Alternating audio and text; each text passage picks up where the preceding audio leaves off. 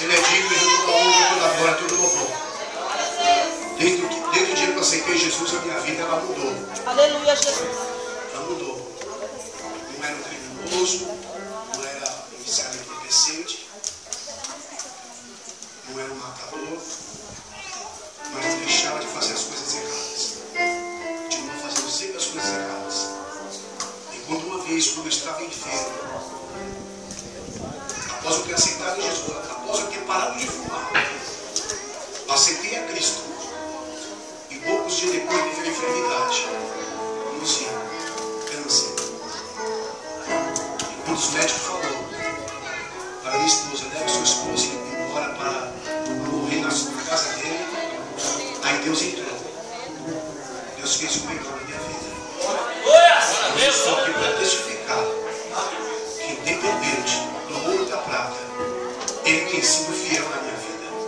Ele tem sido Deus. Deus que me salvou, Deus que me escolheu, da mesma forma que escolheu a cada um de vocês aqui. Amém? Não desfaleça as vossas obras, nem as vossas mãos. Continua firme no Senhor, porque tem uma recompensa. Dias trabalhosos virão. Às vezes, quando nós não tivermos mais força, até mesmo quando você estiver só em pedaços, mas Deus estará sempre com você. Não importa a circunstância, não importa nada. Pode lhe faltar o pão, pode lhe faltar a água, só não pode lhe faltar Jesus.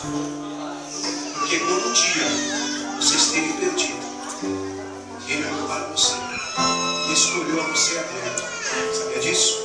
Deus te escolheu a Deus.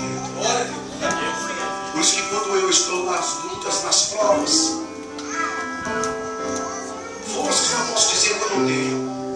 Porque quando nós clamamos ao Senhor nas lutas, significa que nós ainda estamos firmes, estamos fortes, estamos dispostos a dizer não para o pecado, a dizer não para o diabo e dizer sim para Jesus. Por isso que todas as vezes Ele tem escutado a sua